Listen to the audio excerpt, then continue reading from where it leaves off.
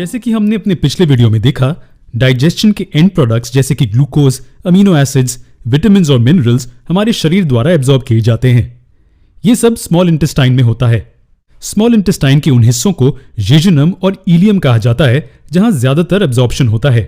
अगर आपको याद हो तो छोटे से उंगली जैसे प्रोजेक्शंस को वीलाई कहा जाता है, जो तेज एब्जॉर्प्शन के लिए सरफेस एरिया को बढ़ाते हैं।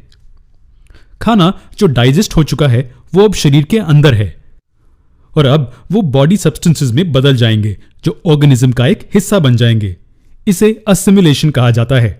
असिमिलेशन सेल्स में होता है जबकि डाइजेशन एलिमेंट्री कैनाल में होता है। लेकिन न्यूट्रिएंट्स कहां जाते हैं? क्या ये सीधे बांट दिए जाते हैं या क्या ये बांट जाने के लिए एक सेंट्रल पॉइंट पर जाते हैं? जी हां, ये एक सेंट्रल पॉइंट पर जाते हैं जो कि लिवर है। लिवर एक चेक पॉइंट और कंट्रोल सेंटर की तरह काम करता है जो न्यूट्रिएंट्स को उचित मात्रा में सर्कुलेटरी सिस्टम में रिलीज करता है।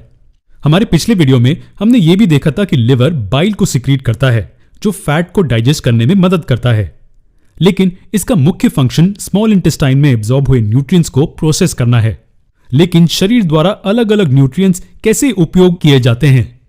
चलिए 3 मुख्य प्रकार के न्यूट्रिएंट्स के बारे में बात करते हैं। ग्लूकोज कार्बोहाइड्रेट्स के ब्रेकडाउन से बनते हैं, फैटी एसिड्स और ग्लिसरॉल फैट की ब्रेकडाउन से बनते हैं और अंत में अमीनो एसिड्स प्रोटीन्स के ब्रेकडाउन से बनते हैं।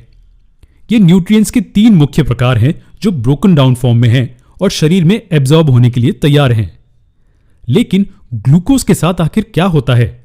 याद रखिए कि ग्लूकोज शरीर को एनर्जी देता है, लेकिन सिर्फ तभी जब शरीर को उसकी जरूरत होती है। इसका मतलब कि इसे स्टोर करना होगा और तभी ही यूज करना होगा जब शरीर इसकी डिमांड करेगा। लेकिन क्या ग्लूकोज को स्टोर किया जा सकता है? जी नहीं, इसे ग्लूकोज के रूप में स्टोर नहीं किया जा सकता है। ग्लूकोज को इनसॉल्युबल ग्लाइकोजन में बदला जाता है जिसे एनर्जी रिजर्व के रूप में स्टोर किया जाता है।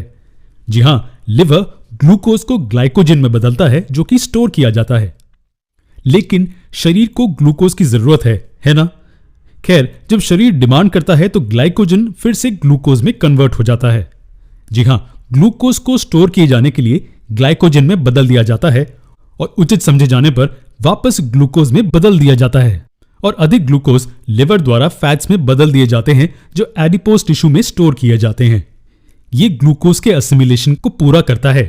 लेकिन फैट प्रोडक्ट्स और अमीनो एसिड्स के बारे में आपका क्या कहना है? डाइजेशन के फैट प्रोडक्ट्स फैटी सब्सटेंसेस में बदले जाते हैं जैसे कि कोलेस्ट्रॉल।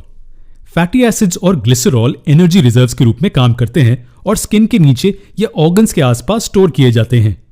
अब हम आखिरी हिस्से पर आते हैं। अमीनो एसिड्स शरीर के बिगड़े हुए हिस्सों को रिपेयर करने के लिए और इसकी ग्रोथ के लिए यूज होते हैं।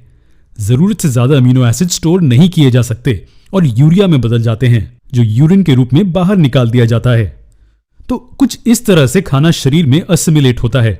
ये ब्लड स्ट्रीम में एब्जॉर्ब होता है और शरीर के रिपेयर और ग्रोथ के लिए एनर्जी और मटेरियल्स प्रदान करने के लिए यूज किया जाता है।